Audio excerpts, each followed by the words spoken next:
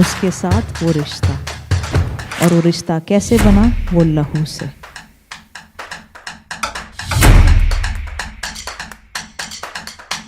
मगर परमेश्वर का वचन यूं कहता है कि उसने तेरे पर चित लगाया और किसी खास वजह से तेरे को बाहर निकाला। ये हर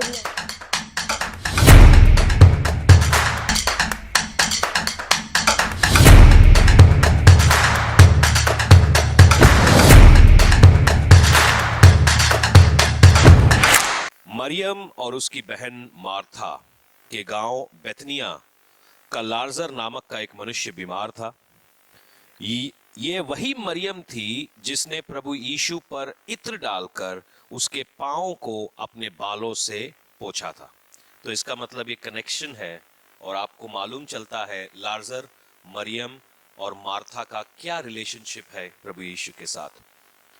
और मरियम जो थी उसका कैरेक्टर कुछ खास अच्छा नहीं था, क्योंकि फरीसी बोल रहे थे कि ये जो मरियम है, अगर ये परमेश्वर का नबी होता तो ये जान लेता कि ये व्यभिचार में है। मैरी जो है व्यभिचार में है। ठीक है, तो इस बात को आगे यहां से हम एस्टैब्लिश करते हैं। और उसकी बहने तो उसे कहला भेजा कि हे प्रभु, देख, जिससे तू प्रीति रखता है वह बीमार है। यह सुनकर यीशु ने कहा, यह बीमारी मृत्यु की नहीं, परंतु परमेश्वर की महिमा के लिए है, कि उसके द्वारा परमेश्वर के पुत्र की महिमा हो।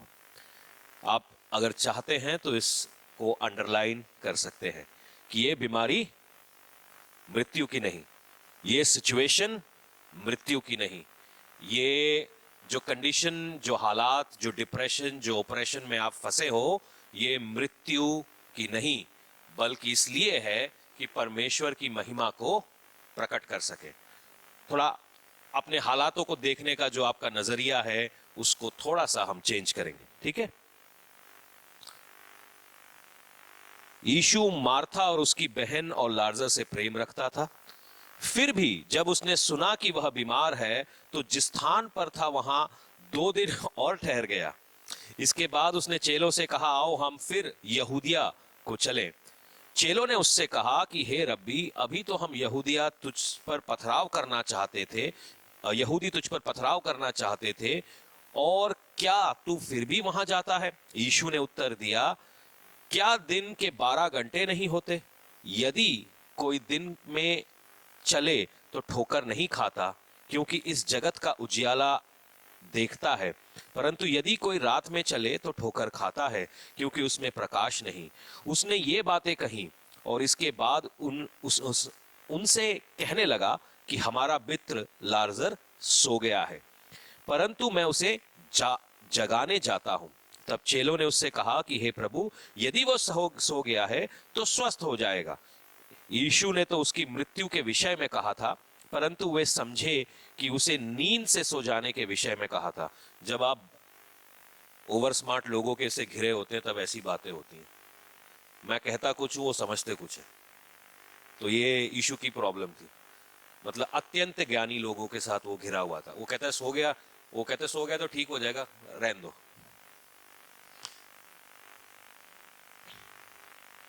लाजर मर गया था और मैं तुम्हारे कारण आनंदित हूं कि मैं वहां ना था, जिससे तुम विश्वास करो।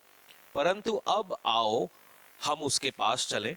तब थोमा ने, जो दिदमुस कहलाता था, अपने साथी चेलों से कहा, आओ हम अब उसके साथ मरने को चले। यीशु पुनरुत्थान और जीवन है। वहां पहुंचने के बाद यीशु को यह मालूम हुआ कि लाजर को कब्र में रखे 4 दिन हो चुके हैं। बेथनिया यरूशलेम के समीप कई 2 मील दूरी पर था, और बहुत से यहूदी मार्था और मरियम के पास उसके भाई की मृत्यु पर शांति देने के लिए आए थे। जब मार्था ने यीशु के आने का सुसमाचार सुना तो उससे भेंट करने को गई, परंतु मिरियम घर में बैठी रही। मार्था ने यीशु से कहा कि हे प्रभु, यदि तू यहाँ होता तो मेरा भाई कदापि ना मरता। अब भी मैं जानती हूं कि जो कुछ तू परमेश्वर से मांगेगा परमेश्वर तुझे देगा। यीशु ने उससे कहा, तेरा भाई फिर जी उठेगा। मार्था ने उससे कहा कि मैं जानती हूं कि अंतिम दिन में पुनरुत्थान के समय वह जी उठेगा। यीशु ने उससे कहा, पुनरुत्थान और जीवन मैं ही हूं। जो कोई मुझ पर विश्वास करता है वह यदि मर भी जाए तो भी जिएगा, और जो कोई जीवित है और मुझ पर विश्वास करता है वह अनंत काल तक ना मरेगा। क्या तू इस बात पर विश्वास करती है? उसने उससे कहा, हाँ प्रभु, हे प्रभु, मैं विश्वास करती हूँ कि परमेश्वर का पुत्र मसीह जो जगत में आने वाला था वह तू ही है। यह कहकर वह चली गई और अपनी बहन मिरियम को बुलाकर चुपके से कहा, गुरु यही है और तुझे बुलाता है। यह सुनते ही वह तुरंत उठकर उसके पास आई, और यीशु अभी गांव नहीं पहुंचा था, परंतु उसी स्थान पे था जहां मार्था ने उसे भेंट की थी। तब जो यहूदी उसके साथ घर में थे उसे शांति दे रहे थे। यह देखकर मरियम तुरंत उठ के बाहर आ गई, और यह समझे कि वह कब्र पर रोने को जाती है तो उसके पीछे पीछे हो लिए। जब मरियम वहां पहुंची तो यीशु था, और तो उसे देखते ही उसके पांव पर गिर पड़ी और कहा, हे प्रभु, यदि तू यहाँ होता तो मेरा भाई न मरता। जब यीशु ने उसको और उन यहूदियों को जो उसके साथ आए थे रोते हुए देखा तो आत्मा में बहुत ही उदास और व्याकुल हुआ, और कहा, तुमने उसे कहाँ रखा है? उसने उससे कहा, हे प्रभु, चलकर देख ले। यीशु रोया। तब यहूदी कहने लगे, देखो उससे वो कितना प्रेम रखता था। परंतु उनमें से कुछ ने कहा कि क्या यह जिसने अंधों की आंखें खोली हैं, यह भी ना कर सका कि मनुष्य ना मरता? यीशु ने मन में फिर बहुत ही उदास होकर कब्र पर आया, और वहां एक गुफा थी और एक पत्थर उसके ऊपर रखा हुआ था। यीशु ने कहा, पत्थर हटाओ। उसमें से उस मरे हुए की बहन मार्था उससे कहने लगी कि हे प्रभु, उसमें से अब दुर्गंध आती होगी, क्योंकि उसे मरे 4 दिन हो चुके हैं। यीशु ने उससे कहा, क्या मैंने तुझसे नहीं कहा था कि यदि तू विश्वास करेगी तो परमेश्वर की महिमा को देखेगी? तब उन्होंने उस पत्थर को हटाया। यीशु ने आंखें उठाकर कहा, हे पिता, मैं तेरा धन्यवाद करता हूं कि तूने मेरी सुन ली है। मैं जानता था कि तू सदा मेरी सुनता है, परंतु जो भीड़ आसपास खड़ी है उनके कारण मैंने ये कहा, जिससे कि वे विश्वास करें कि तूने मुझे भेजा है। यह कहकर उसने बड़े शब्द से पुकारा, हे लाजर, निकल आ। जो मर गया था वह कफन में हाथ पांव बांधे हुए निकल आया, और उसके मुंह अंगोछों से लिपटा हुआ था। और यीशु ने उससे कहा, उसे खोल दो और जाने दो। हालेलुया। परमेश्वर, हम शुक्रिया अदा करते हैं इस कलाम के लिए कि परमेश्वर, आपने मुर्दों को जिलाया है। मुर्दों को जिलाने वाले परमेश्वर आप ही हैं। खुदावन, आज जो कोई भी हम मुर्दे हालात, मुर्दे सिचुएशन, मुर्दी सोचों के साथ यहाँ बैठे हैं, मुर्दे फाइनेंसेस के साथ बैठे हैं, परमेश्वर आज उस जगह के ऊपर आप हमें जिलाइए। प्रभु यीशु के नाम से हम मांग लेते हैं, आमीन। कई बार हम मुसीबतों में होते हैं और हम सोचते हैं कि एक मुसीबत का जो जवाब है हमें एक पर्टिकुलर तरीके से ही मिलना चाहिए। हर एक व्यक्ति जो यहाँ पर बैठा हुआ है किसी ना किसी सिचुएशन में आज फंसा हुआ है, किसी ना किसी जगह पे शायद फंसा हुआ है, और आपके दिमाग में है कि हमारा छुटकारा होना चाहिए, क्योंकि आप गवाहियां सुन रहे हैं, आप लोगों की बातें सुन रहे हैं और काफी सारी चीजें सुन रहे हैं जिससे आपका विश्वास बढ़ रहा है। मगर जब वो आप अपनी लाइफ में उन चीजों को देखना शुरू करते हैं तो आपको लगता है कि कहीं ना कहीं जो विश्वास आपने परमेश्वर के ऊपर रखा है वो काम नहीं आ रहा, क्योंकि जो दिख रहा है और जो हो रहा है, क्योंकि जो कहा जा रहा है बाइबल में और जो आप सुन रहे हैं टेस्टिमनीज में, वो आपकी लाइफ में क्यों नहीं हो रहा? क्या किसी का ये सवाल है ना? है कि नहीं? सारे ईमानदार हैं। एक बार अगर है तो एक बार आमीन बोलिए। और ये सारों के सवाल है तो हाथ क्यों नहीं खड़ा करते? चलिए उसका जवाब भी ढूंढ लेते हैं। आइए 2 कुरिन्थियों 5 और उसके 7 पे चलेंगे। ये थोड़ी आयत थोड़े डिफरेंट तरीके से लिखी हुई है, मगर मैं आपके लिए पढ़ना चाहता हूं। अंग्रेजी से भी बोल देता हूं, हिंदी से भी बोल देता हूं।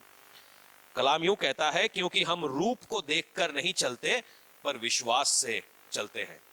We don't walk by sight but by faith. आपको क्या लगता है विश्वास क्या है? आपको क्या लगता है विश्वास का एपिटोम क्या है? विश्वास का एपिटोम शायद ये लगता है कि मैं प्राइवेट जेट में यहां से दिल्ली, दिल्ली से धारीवाल हर रोज कर सकता हूं, क्योंकि मैं एक ऐसे आदमी को जानता हूं जो अमृतसर में रहता है और वो उसकी जॉब दिल्ली में है और हर रोज आता जाता है। हर रोज वो फ्लाइट पकड़ के यहां से अमृतसर से निकलता है और हर रोज फ्लाइट पकड़ के वापस आता है। मैं एक ऐसे व्यक्ति को जानता हूं, मैंने उसको देखा भी है। तो विश्वास का मतलब क्या है कि वो जब चाहे जहां चाहे बैठ सकता है। विश्वास का मतलब है जो भी उसको खरीदना है वो खरीद सकता है, मगर ऐसा है नहीं। हो सकता है वो एक एरिया में आशीषित है, मगर कई सारे एरियाज उसकी लाइफ में शायद ऐसे हैं जहां पे वो आशीषित नहीं। हो सकता है वो भी स्ट्रगल कर रहा हो सकता है उसके बच्चे उसकी ना सुनते, उसके घर में शांति ना हो। पैसा है, अगर आज मेरी जरूरत पैसा है और मैं उस आदमी को देख रहा हूं कि जो जब चाहे फ्लाइट में बैठता है और निकल जाता है, तो मेरे दिमाग में है कि जो मेरे पास है, जो प्रॉब्लम, जो चीजें मेरे पास है, वो बेकार है, क्योंकि मेरे को पैसा चाहिए और उसके पास पैसा है। तो मैं ये सोचूंगा कि मेरा विश्वास काम नहीं कर रहा। मगर आपको क्या मालूम कि वो एक रोटी खाने से पहले भी 2 बार अपने पेट में इंसुलिन के इंजेक्शन ले रहा है। आपको ऐसा करने की जरूरत नहीं पड़ रही।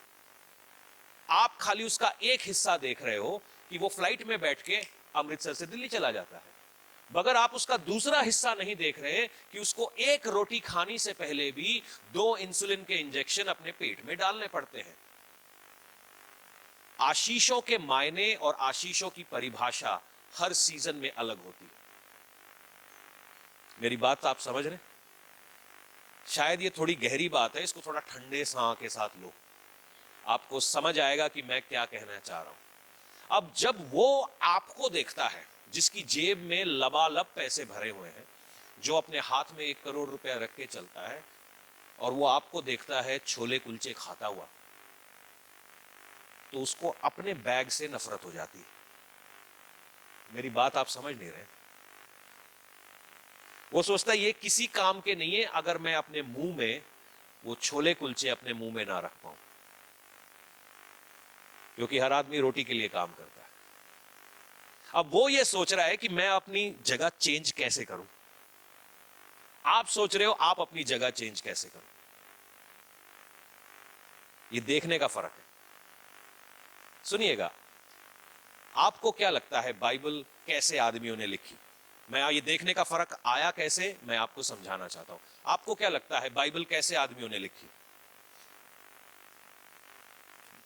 कैसे आदमियों ने लिखी? हाँ, चेलों की बात करते हैं, जो हम गॉस्पेल्स को पढ़ रहे हैं, मती, मरकुस, लूका, ठीक है, यूहन्ना, ये चेले थे। अब यूहन्ना का सुसमाचार पढ़ते हैं, वो बिजनेसमैन था, वो एक अच्छा फिशिंग बिजनेस किया करता था, उसका जेदबी का बेटा था। जेदबी जो था वो पतरस यानी कैफा का बिजनेस पार्टनर था, और इनके पास नावें थी। अगर आप कभी किसी ऐसी जगहों पे जाते हो जिनके पास नाव होती है, वो छोटे मोटे लोग नहीं होते, वो अमीर लोग होते हैं, वो अमीर आदमी थे।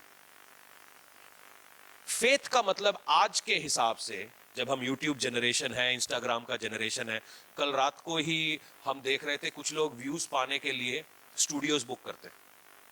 स्टूडियोज बुक करके, वो स्टूडियो पता है क्या होता है कि वो प्राइवेट प्लेन में जा रहे हैं। आप सोच रहे हो वो प्राइवेट प्लेन में जा रहे हैं, भाई शाबाश, मैं भी यूट्यूबर बन जाता और मैं भी प्राइवेट प्लेन में जाऊंगा। मगर क्या आपने देखा वो प्राइवेट प्लेन में जा रहा है, या वो खाली फोटो खींच के डाल रहा है? यूट्यूब जनरेशन के साथ ये प्रॉब्लम है कि हम किसी को भी झूठ बड़ा जल्दी सिखा सकते हैं। अब लड़की आपको लगता है बड़ी सुंदर है, मगर आपको मालूम नहीं है कि उसने 32 फिल्टर लगाए हुए हैं अपने ऊपर। सामने से देखोगे तो चुड़ैल शर्मा जाए, मगर आप धोखा खा गए क्योंकि उसने फिल्टर लगाए हुए। ये फिल्टरों का फर्क है। तो ये मैं आज चाहता हूं ये फिल्टरों को उतारें। ये जो बाइबल की बातें हैं, जो हम मती, मरकुस, लूका, पौलुस की जीवनी को पढ़ते हैं, आपको क्या लगता है विश्वास? मैं क्यों समझता हूं कि इनके पास विश्वास था?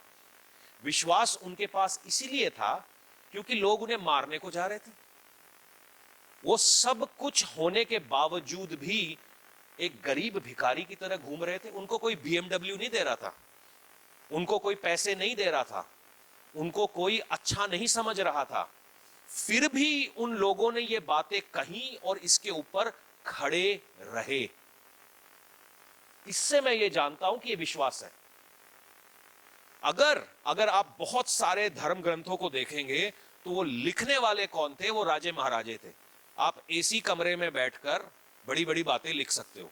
हमारे देश की प्रॉब्लम यह है कि जो पिंडों में नहीं रहते वो पिंडों के लिए पॉलिसीज बनाते हैं।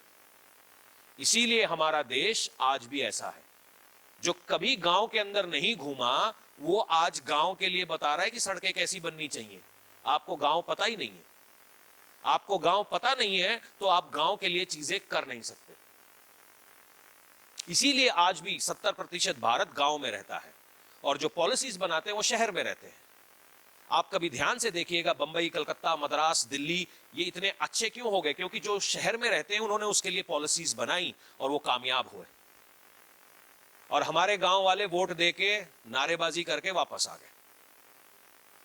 उनको थोड़ा सा मुर्गा, थोड़ी सी दारू मिल गई, वो खुश हो गए कि हम दिल्ली घूमाए जी।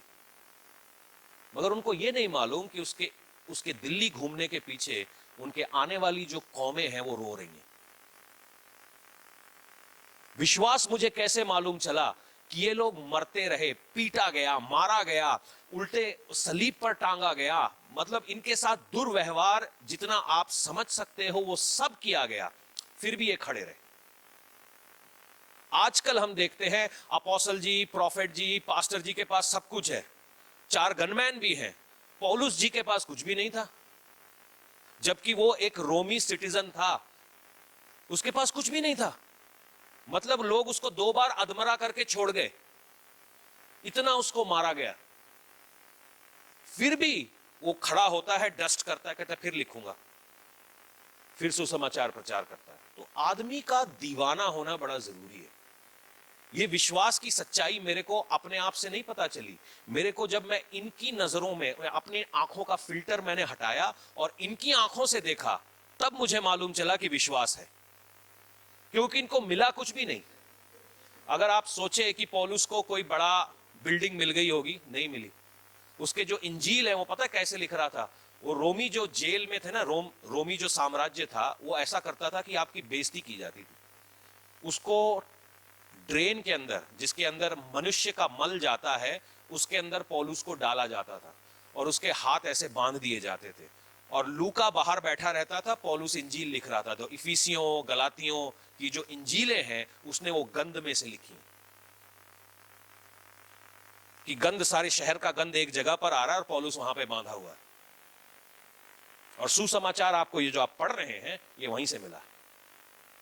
अब मुझे मालूम चलता है ये आदमी दीवाना है, इसको मालूम है कि फेथ क्या है। अब जब हम फेथ को समझते हैं, फेथ का मतलब हम ये समझते हैं कि जो मंगया समझो मिल गया, आमीन कहो। मैं भी जानता हूं जो मंगया समझो मिल गया, आमीन कहो, मैं भी विश्वास करता हूं।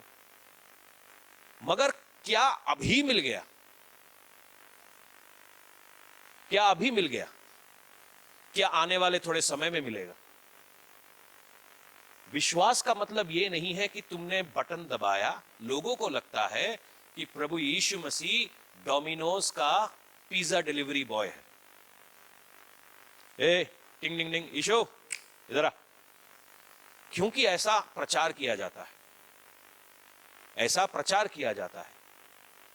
उनको यह नहीं मालूम कि डिलीवरेंस के लिए बार बार उठ के खड़ा होना पड़ता है। उनको यह नहीं मालूम कि वो जो 12 साल की रोगन थी वो एक पल में चेली बन गई, मगर 12 साल के स्ट्रगल के बारे में कोई बात नहीं कर रहा है।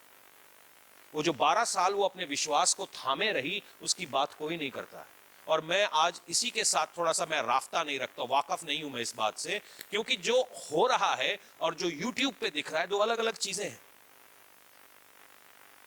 2 अलग अलग चीजें हैं। पास्टर जी जिस दिन आपने प्रोफेसी की उसी दिन ये बंदा आया, क्या वो उसी दिन आया? आपने देखा वो उसी दिन आया है? भाई उसको बोला जाता है तुम जाके बोलो कि तुम उसी दिन आए थे। ऐसे तो गवाहियां बन रही है। आप सोच रहे हो कि प्रोफेसी से हो गया, खेल कुछ और है। मैं ये नहीं बोल रहा हूं कि उसने दारू नहीं छोड़ी, मैं ये नहीं बोल रहा हूं उसने विश्वास किया, मगर आप जिस तरीके से सोच रहे हो ना, बटन दबाने वाली बातें, वैसा नहीं है। क्या मैं बीमारी से नहीं छूटा? क्या मैं शराब से नहीं छूटा? क्या मैं लतों से नहीं छूटा? मैं भी छूटा हूं, मगर उसका एक प्रोसेस है। क्या हम चक्कर क्या है कि हम YouTube को देख के वो प्रोसेस बोलते हो प्रोसेस बेकार है, उसमें से मत गुजरो। चक्कर ये है, और इसीलिए हम में से बहुत सारे लोग डिप्रेशन में स्लिप होते जा रहे हैं। मेरी बात को बहुत ध्यान से सुनिएगा। अभी लार्जर की कहानी मैंने क्यों कही? लार्जर के बारे में एपिसोड ये है कि मरियम, मार्था और लार्जर को प्रभु यीशु जानता था। बाइबल ऐसी बताती है कि वो उनके घर में बैठा करता था, खाना खाया करता था, उनके साथ उसकी जान पहचान थी। मरियम वो थी जिसने अपना जो बहुत ही महंगा इत्र है वो यीशु के पांव पर तोड़ा और उसके पांव पोंछे। ऐसा रिलेशनशिप मरियम और मार्था का है। और इसी समय उसका भाई बीमार हो जाता है, ये खबर यीशु को मिलती है और बाइबल बताती है वो रुक गया। हाँ,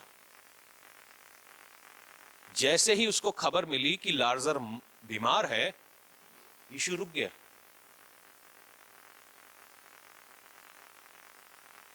आप कई बार अपनी खबर प्रार्थनाओं से यीशु तक पहुंचा रहे हैं और यीशु शायद रुका हुआ है। मेरी बात समझ में नहीं आ रही? जितने लोगों के जवाब अभी हां और आमीन में नहीं हुए, आ रही है? यीशु रुक गया। यीशु ने सुना कि मरियम और मार्था का भाई लार्जर जो उसका दोस्त है वो चंगा नहीं है, मगर यीशु 2 दिन रुक गया जानबूझ के। कमाल की बात है। यीशु लेट क्यों कर रहा है? हां, कई बार ऐसा होता है, बड़े सारे लोगों के फोन दनादन आते हैं मेरे पास, दनादन दनादन। जब उनको, अब जैसे चर्च आने को बोलो, उनको अपनी नानी याद आती है, उनको अपनी नानी, उसकी नानी, सबकी नानी याद आती है। ठीक है, पास्टर चर्च क्यों नहीं आए? आज बड़ी सर्दी थी पास्टर जी। आज क्यों नहीं आए? आज मेरे पेट में मरोड़े थे। आज क्यों नहीं आए? परौणे आ गए सी। अरे परौणे तुम्हारे संडे को ही क्यों आते हैं, मंडे को क्यों नहीं आते? ठीक है, मैं समझता हूं दुर्घटना हो गई कहीं पे, आप नहीं आए, वन ऑफ। मगर मेरा विश्वास क्या है, मेरे परौणे आ गए थे, मेरे ये आ गए थे, मेरा वो आ गया था। अचानक से क्या होता है कि जब उनको दर्द होती है ना, आजकल हमारे हाथ में एक लगा है फुंतरू, उसको बोलते हैं फोन। और कमबख्तों ने ऐसा काम किया है कि अब कॉलिंग फ्री कर दिए। पहले तो कॉलिंग के पैसे लगते थे, 1 रुपया 2 रुपया, मैसेज भी हम छोटा भेजते थे, ईलू। आजकल मैसेज भी फ्री, कॉलिंग भी फ्री, और स्यापा मेरे सर पाता। दे दनादन फोन, दे दनादन फोन, दे दनादन फोन।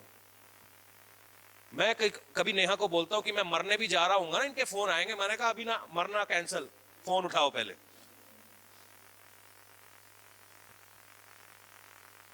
और फिर ऐसे लोगों को मैं टोक दूं, मुंह अपना फुटबॉल से बड़ा फुला लेते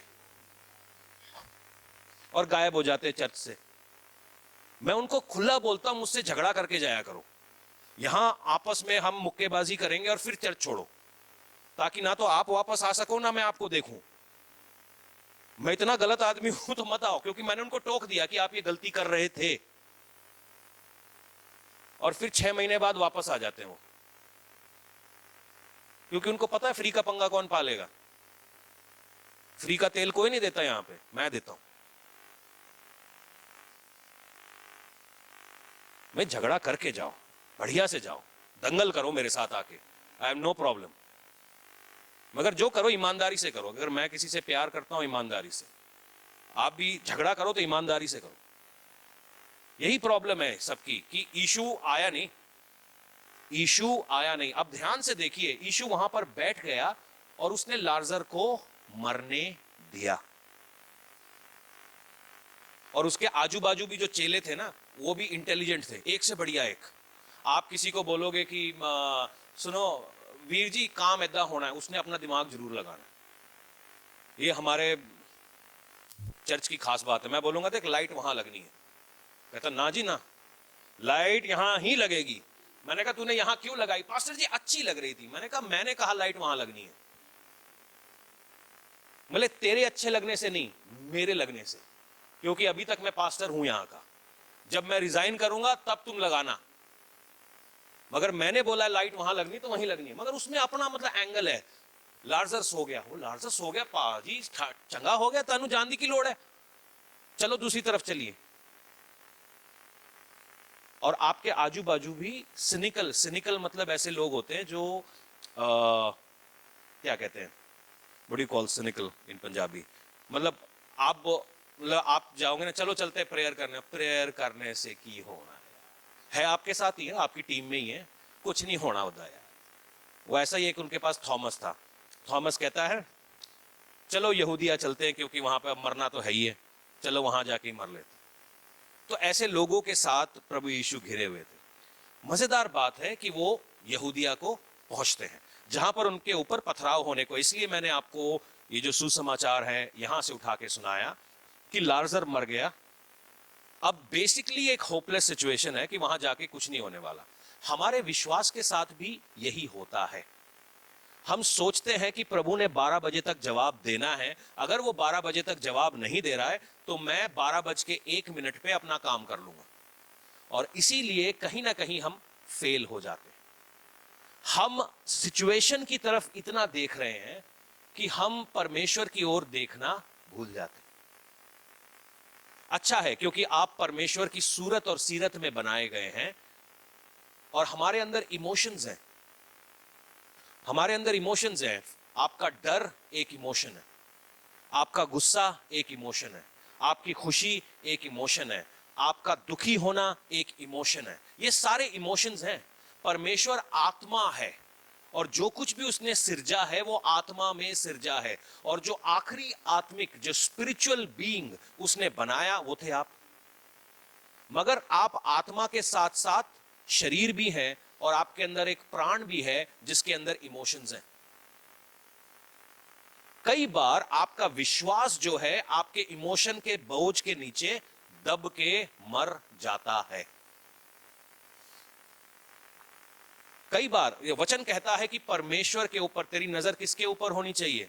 पर्वतों को देखूंगा मैं, मेरा मददगार कौन है? मेरी नजरें जो है परमेश्वर की तरफ होनी चाहिए। कई बार क्योंकि मैं डिप्रेशन में स्लिप हो रहा हूं, क्योंकि जो मैं सुन रहा हूं, जो मैं देख रहा हूं, वो मेरी लाइफ में फ्लो नहीं कर रहा। और होता क्या है, यहोवा मुझे नहीं चला रहा, मेरे इमोशंस मुझे चला रहे होते। मेरी बात को बहुत ध्यान से सुनिएगा, जो आपके विश्वास की जिंदगी की प्रॉब्लम है कि आपके इमोशंस आपको चलाने लगते हैं। आप लोगों को वचन से, आत्मा से नहीं तोल रहे हैं, आपके इमोशंस आपको चला रहे हैं। ऐसा नहीं है कि आप गलत व्यक्ति हैं, ऐसा नहीं है कि आप अविश्वासी हैं, ऐसा नहीं है कि आपने कोई गुनाह किया है, मगर कई बार क्या हो रहा है, आपके इमोशंस आपको चलाने लगते हैं। और जब कभी भी आप इमोशन के पीछे चलेंगे, you are supposed to make mistakes. कई बार ऐसा है कि हम हमारी जिंदगियों के बारे में जो डिसीजंस हम लेते हैं इमोशंस के होते हैं। सुनिएगा, लड़का लड़की शादी करना चाहते, दोनों के बीच में इश्क है, कोई बुरी बात है इसमें? तुम सोच रहे हो बुरी बात है, मेरे को नहीं लगता बुरी बात। अगर दोनों विश्वास में है, लड़का कमाऊ है, लड़की 18 साल से ऊपर है, इंटेलिजेंट है, दोनों को शादी करनी चाहिए। मगर क्या शादी करने से पहले आपने प्रार्थना की? तब तो शादी करनी थी, इसीलिए हमने शादी की। मगर क्या आप ठहरे 2 मिनट, कि ठहर जाते हैं साहब, 2 मिनट रुक जाते हैं, थोड़ा सांस ले लिए, उसके बाद डिसीजन लेंगे? क्योंकि हमें इमोशंस थे, हमारे अंदर इमोशंस थे, हम परमेश्वर को पीछे रख दिया। अगर मुझे अच्छा लग रहा होगा तो अच्छा ही होगा ना, परमेश्वर मुझे ऐसी फीलिंग क्यों देगा? आपको आपकी चमड़ी का नहीं पता, वो आपको बहुत सारी फीलिंग्स देता है। जो लोग दारू पी के निकले हैं, उनको मालूम है दारू पीना एकदम बेकार चीज है, सवेरे चक्कर आते हैं, उल्टियां आती हैं, मगर फिर भी लोग 8 PM के बाद 1000 रुपए की दारू पी जाते हैं। चिट्टा जो लोग लगाते हैं उनको मालूम है कि चिट्टा क्या फीलिंग देती है। मतलब मैं तो लोगों को उल्टियां करते हुए देखता हूं चिट्टा लगाने के बाद। उल्टियां क्यों कर रहे हो भाई अगर इतनी अच्छी चीज है तो? ये इमोशंस हैं, आपकी चमड़ी आपको चला रही है, आप ठहरे नहीं। पास्टर जी के पास आए, पास्टर जी ने बोला जी सुनो ऐसा करो, थोड़ा रुक जाओ, लड़के को बोलो एफिडेविट लेके आए, लड़की को बोलो एफिडेविट लेके आए। ना जी हमने तो आज करनी। आप करा रहे हो नहीं करा रहे? जी मैं तो नहीं करा रहा, हम कहीं और से करवा लेंगे। करवा लो, करवा ली। क्योंकि लड़के का इतना ईगो था कि उसने कभी अपना एफिडेविट दिया नहीं चर्च में आके, तो अभी तक लिखी नहीं गई। साल भर ठहरो, रंग दिखाएगा, रंग दिखाएगा। फिर वही रोते हुए आएंगे पास्टर जी निपटारा कराओ। पहले ही मेरी बात सुन लेते ना, पहले ही मेरी बात सुन लेते, देख लेते हम कि कितनी बात मानता है, कि तेरे लिए जिएगा या मरेगा। अभी तू 4 दिन बेटा तेरे को बर्गर नहीं खिलाया इसने ढंग से, रोटी कितना खिलाएगा? बर्गर की कीमत है 20 रुपए, 30 रुपए, 50 रुपए, 200 रुपए।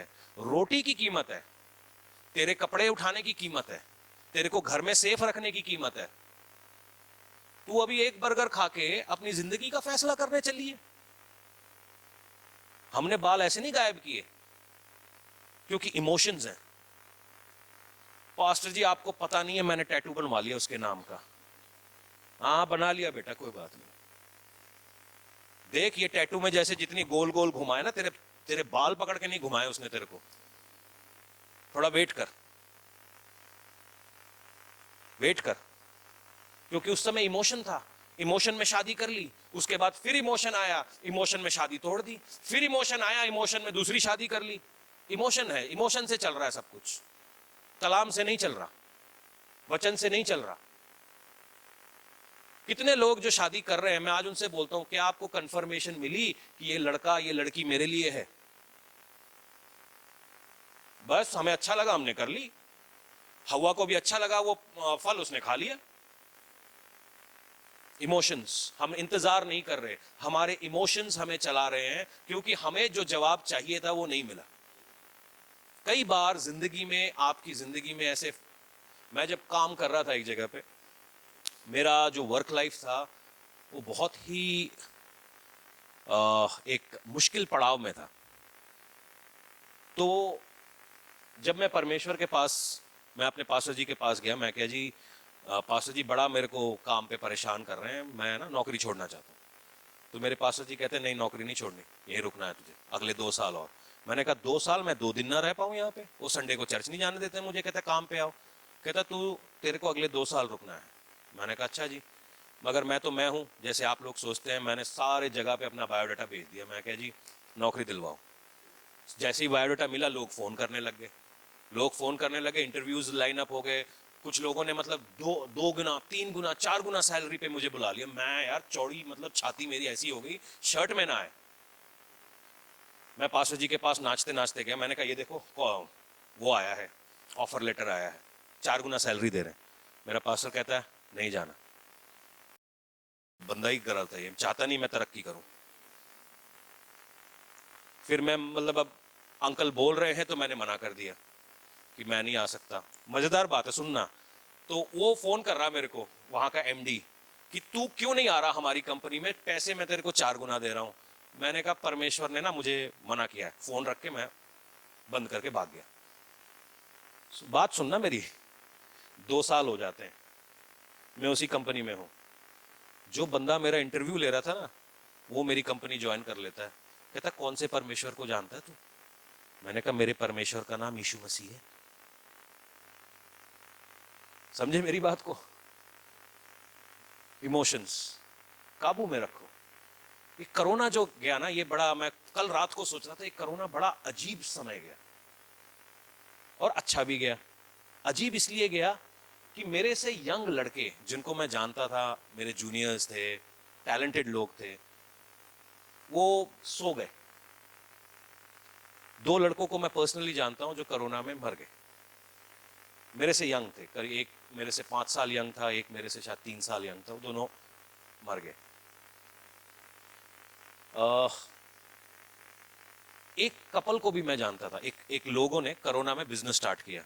बिजनेस उनके 2 थे, घर में आपको वो पहुंचाते थे, वो क्या कहते हैं, बड़ा इंटरेस्टिंग टाइम था। अगर आपको कोरोना याद हो तो सवेरे 9 बजे हम सामान लेने भागा करते थे, दूध लेके आओ जी, ये लेके आओ जी, आके घर में बंद हो जाओ जी, ठीक है। तो और बड़ा इंटरेस्टिंग एक समय था, डर भी था, मजा भी आ रहा था, इमोशंस चल रहे थे हमारे अंदर, ठीक है। तो उसी दौरान मैं ये सुनता हूँ कि ये दो मेरे कोलीग्स थे जो मेरे साथ काम कर रहे थे, मेरे जूनियर्स थे, एक को कोरोना हो गया, वो 2 दिन में मर गया, दूसरे को कोरोना हो गया, वो मरने पे है। मेरा मासी का लड़का वो लटका हुआ है आधा, उसकी सास मर गई। मतलब चारों तरफ से न्यूज आए जा रही है कि लोग मर रहे हैं, मर रहे हैं, मर रहे हैं। हम धारीवाल में थे, हमें कोई पता ही नहीं कौन मर रहा है, नहीं मर रहा। हमें बस डर ये था कि हम में से किसी को कोरोना ना हो जाए, और उठा के वो पटक रहे थे, कहीं बंद बंद कर देते थे।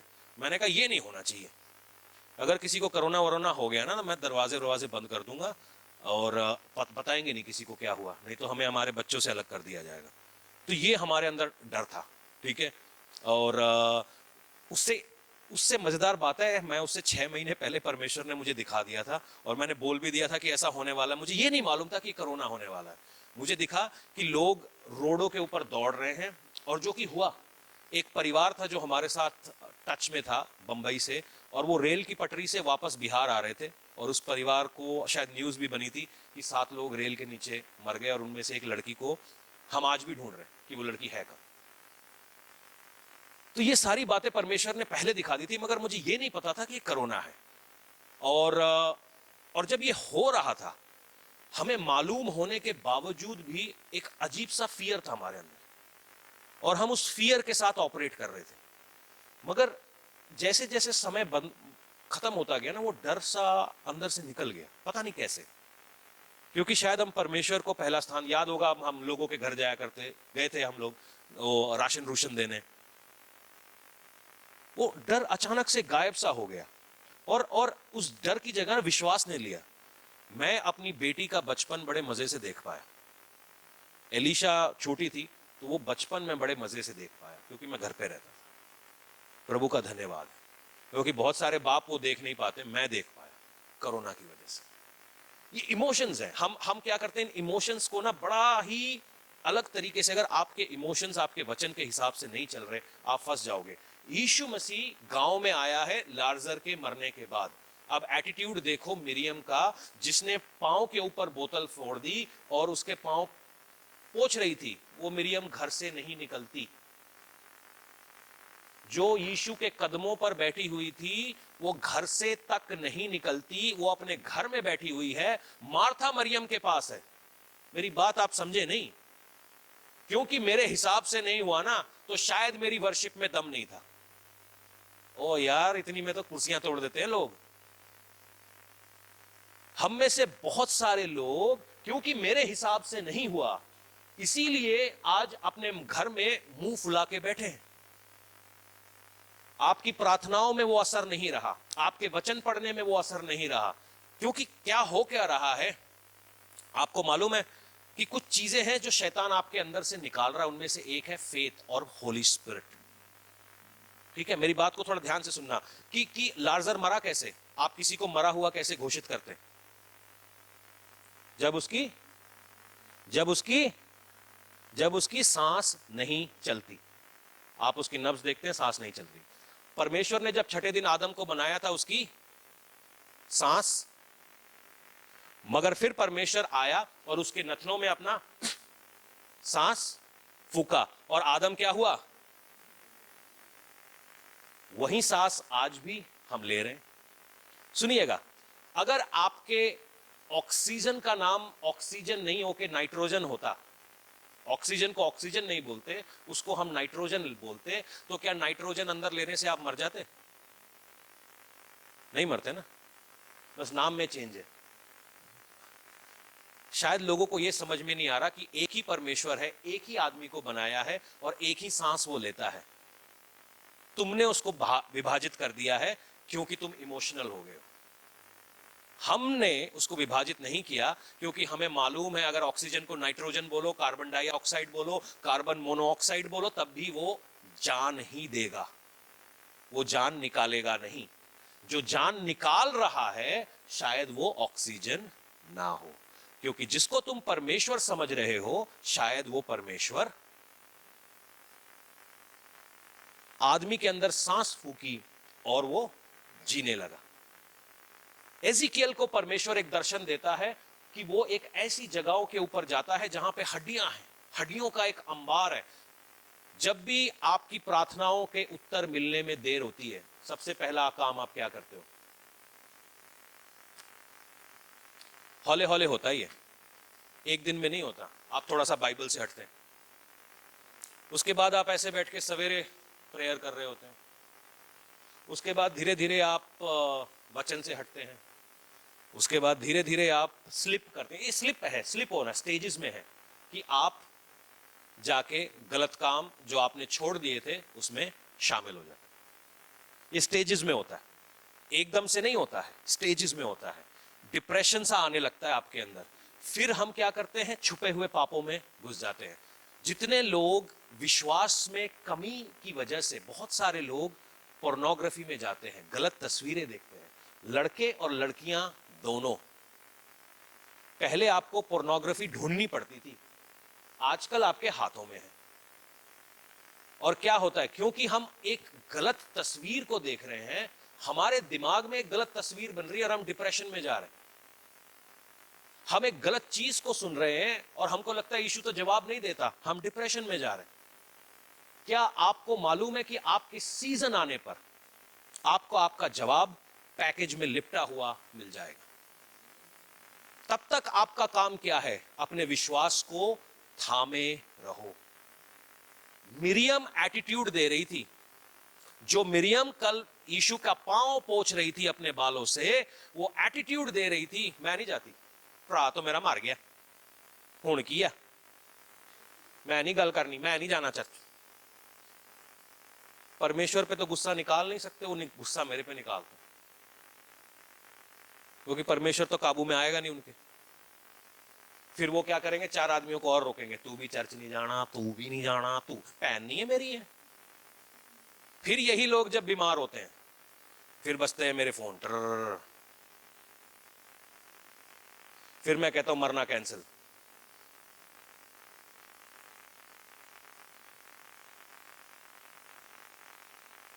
बहन नहीं है मेरी, हाँ मैं तेरी बहन हूं, चल चर्च चले, हाँ मैं तेरी बहन हूं, आजा चल बाइबल पढ़ें, हाँ मैं तेरी बहन हूं, आजा फास्टिंग में चले। हाँ दूसरी बहन भी सोच रही है, हाँ यार मैं तो इसकी पक्की सहेली हूं, इसके साथ मेरी दुश्मनी हो गई तो फिर की होना, सीता गीता दा।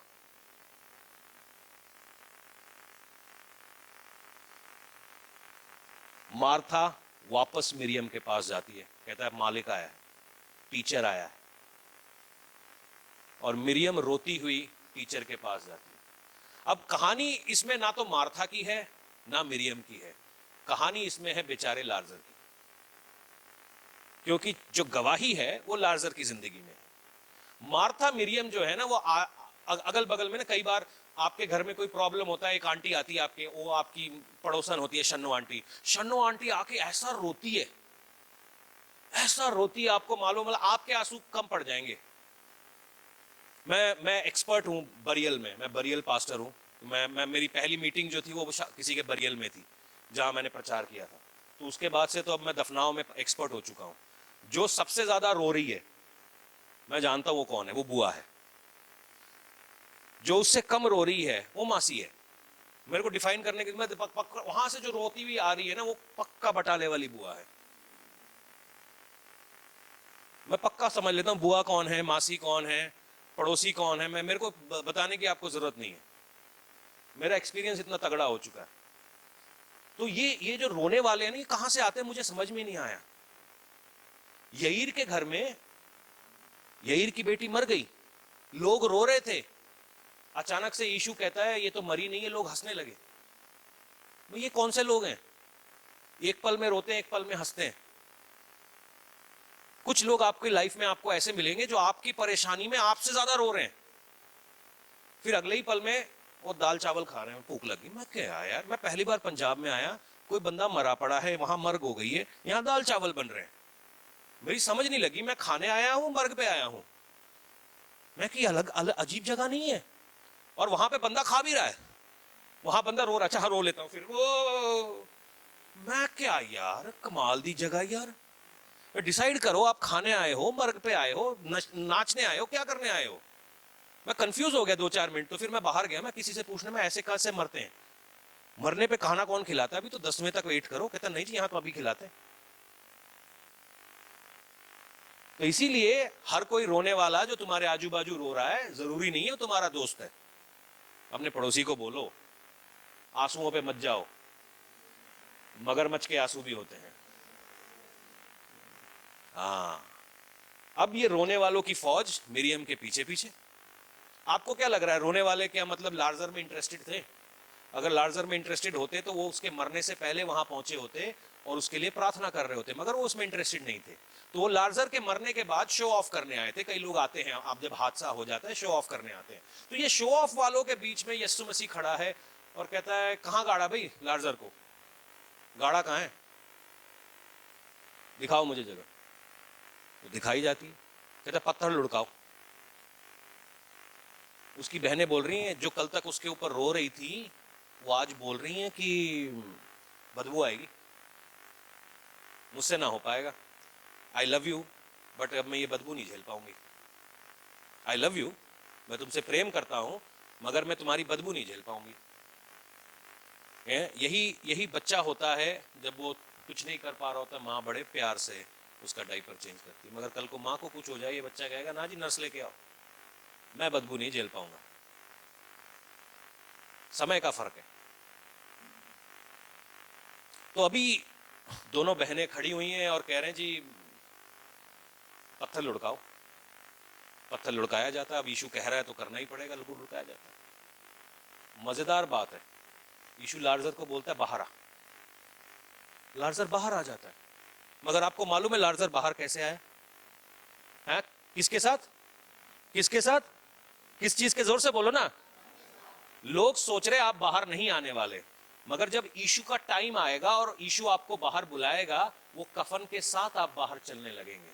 क्योंकि जब आदमी सोचता है ना बिग टेस्टिमनी हो गए चंगे और अब व्हील चेयर उठा लेते हैं और वो जो वॉकर उठा लेते हैं और 4-5 आजू बाजू भंगड़ा पा रहे होते हैं, वो नहीं।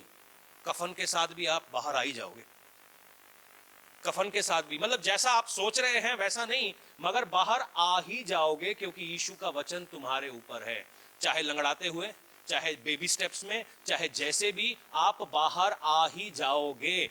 दुनिया के लिए नहीं। शायद दुनिया सोच रही है तुम एकदम आराम से 3 पीस सूट पहन के आओगे, मगर कफन के साथ भी आप बाहर आ जाओगे, क्योंकि परमेश्वर का वचन आपको आपकी कब्रगाह से बाहर बुला रहा है। जैसा आपने सोचा शायद वैसा नहीं, आपके इमोशंस के नीचे नहीं, बल्कि परमेश्वर के वचन के जरिए से कफन के साथ लार्जर बाहर आया।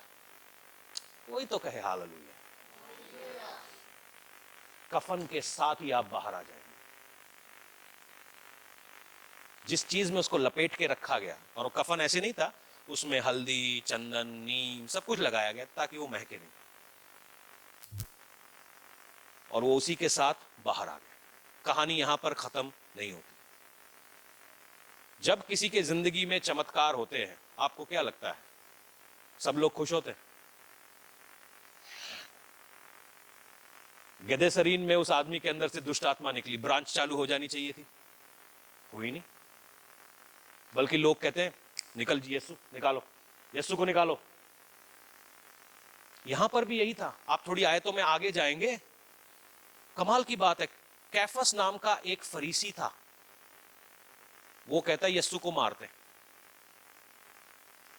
क्योंकि यीशु ने चमत्कार किया। कोई ये नहीं कह रहा है कि हम शराब बेचने वालों को मारते हैं, चिट्टा बेचने वालों को मारते हैं, मगर यीशु जो चमत्कार कर रहा है हम उसको मारते हैं। मजेदार बात नहीं है?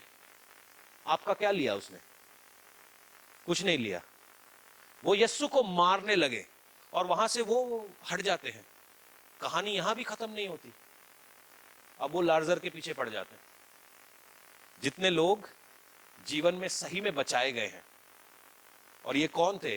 ये सदूसी और फरीसी थे, जो सफेद चिट्टे कपड़े पहन के अपने सोने की अंगूठियां उतार देते हैं और हालेलुया होजाना करते हुए घूमते हैं। एकदम पवित्र नजर आने वाले लोग, पवित्र। वो पवित्र, ऐसे पवित्र हैं जो यीशु मसीह को शर्म आ जाए उनकी पवित्रता के आगे। और वो लोग क्या कहते हैं, अब यीशु तो हाथ से निकल गया, यरूशलेम को गया, लाजर है, ये जिंदा हुआ है, इसको ठोको। बाइबल बताती है लाजर अपने घर से भाग जाता है और फिर एक जगह पर अपने मरते दम तक प्रभु यीशु मसीह का प्रचार करता रहता है। जिसके जिंदगी में चमत्कार हुआ, जब आप लोग चिट्टे से बाहर आते हैं, नशे से बाहर आते हैं, यही जो लोग कल तक रो रहे थे, ओ मेरा भाई नशे में है, वही फिर आपको नशा थमाता है। क्योंकि you scratch my back, I will scratch your back. अगर वो नशा करता रहेगा तो मैं भी गलत काम कर सकूंगा। मेरी बात आप समझ नहीं रहे। उनको प्रॉब्लम इस बात से नहीं हुई कि लाजर जिंदा हो गया, उनको प्रॉब्लम ये बात है कि इस आदमी की टेस्टिमनी देखकर सारे लोग विश्वास करेंगे। ये बात को आप समझिए जरूर कि शैतान आपकी टेस्टिमनी को आपसे छीनना चाहता है। फर्जी नहीं, ओरिजिनल टेस्टिमनी। यार मैं पहले शराब में था, मैं नशे में था, मैं व्यभिचार में था, मैं दुष्ट कामों में था, आज मैंने छोड़ दिया, आज मैं यीशु में नया हो चुका। और शैतान का सबसे बड़ा प्रॉब्लम आपकी गवाही के साथ है, क्योंकि आप शैतान को कैसे हरा सकते हैं? मेमने के लहू से और अपनी गवाही के शब्द से। प्रभु का काम बड़े तरीके से होना। मेरी बात को सुनिएगा। डिप्रेशन को आज हराना है और ये समझना है मेरा सीजन आने पर, जब मेरा सीजन आएगा तब मैं काम कर पाऊंगा। क्या आपको लगता है एक दिन में बीज डाला अगले दिन फल खाया है? आम का पेड़ मालूम है, आम खाते हैं आप सब लोग, अभी आम का सीजन आने वाला है। आपको मालूम है आम मेरा फेवरेट फल, ठीक है, फलों का राजा है, ठीक है। मगर क्या आम का पेड़ कैसे फलता है मालूम है? एक पेड़ लगने के बाद उसको कम से कम 10 साल इंतजार करना पड़ता है, फिर जाके कहीं उसमें फल आने लगता है। वो अपने सीजन का, और उसके आजू बाजू बाकी पेड़ फल दे रहे होते हैं, उसी जगह पर खड़ा है, उसी गार्डन में है, वही माली है, वही खाद है, मगर उसको फल नहीं लग रहा। और जब वो हर सीजन को, हर मई जून जुलाई को देखता है, उसके आजू बाजू सारे पेड़ फल दे रहे हैं मगर उसका सीजन नहीं आया। उसको अपने सीजन का इंतजार करना चाहिए। डिप्रेशन में सूख के सिकड़ के बोले मुझे जला दो, तो उसका काम ही खत्म है। आपको अपने सीजन का इंतजार करना आना चाहिए। वेट करो, तुम छूटने को हो, वेट करो, बीमारियां हटने को है। अगर ऐसा नहीं होता तो वो तुम्हारे लिए मरता नहीं सलीब के ऊपर। वेट करो, तुम्हारी आशीष आने को है। वेट करो, वेट करो, वेट करो, वेट करो, वेट करो। अपने पड़ोसी को बोलो वेट करो, क्योंकि आत्मा का एक फल है, वो जल्दीबाजी नहीं है। आपको मालूम है, जल्दीबाजी एक इमोशन है, मगर आत्मा का फल है पेशेंस, धीरज। धीरज धरो, मेरी कोख भरने को है। धीरज धरो, मेरा बैंक अकाउंट भरने को है। धीरज धरो, मेरी जिंदगी सही ट्रैक पे आने को है। धीरज धरो, क्योंकि और जब तक ऐसा करते रहो, शैतान आपको सही काम करने से, उसको मालूम है कि जैसे ही आप सही काम करने लगोगे ना, चलने लगोगे ना, उसकी जकड़ आपके ऊपर से खत्म है। मैं अपनी इमोशंस की नहीं सुनूंगा, मैं उस परमेश्वर की सुनूंगा जो जीविता परमेश्वर है। इमोशंस लाख मुझे पीछे खींचे, मेरा शरीर मुझे लाख पीछे खींचे, मगर मैं आत्मा में आगे बढ़ता जाऊंगा। मैं अपने घर में चुपचाप के हार के बैठने वाला नहीं हूँ। मैं अपने घर में हार के बैठने वाला नहीं हूँ। वो खुदा मेरा चरवाहा है, वो खुदा मेरा चरवाहा है। भले ही मैं अंधकार की घाटियों में से होकर चलूं, वो खुदा मेरा चरवाहा है। वो सांस शैतान आपके अंदर से निकाल ना पाएगा, क्योंकि जो चाहता है कि वो सांस निकल जाए, लाजर के अंदर वो चाहता था कि वो सांस निकल जाए, मगर परमेश्वर का कलाम आया, वो सूखी हड्डियां जान बनी, वो लाजर का मुर्दा शरीर जिंदा हो गया। कफन के साथ ही सही, मगर सांस उसके अंदर चलने लगी। ये कफन आपकी सांसों को रोक नहीं सकता, ये कफन आपके छुटकारे को रोक नहीं सकता। शैतान के वार आपके छुटकारे को रोक नहीं सकते। विश्वास करें कि परमेश्वर आज काम करने पर है, प्रभु आज काम करने पर है, परमेश्वर आज काम करने पर है, परमेश्वर आज काम करने पर है, परमेश्वर आज काम करने पर है।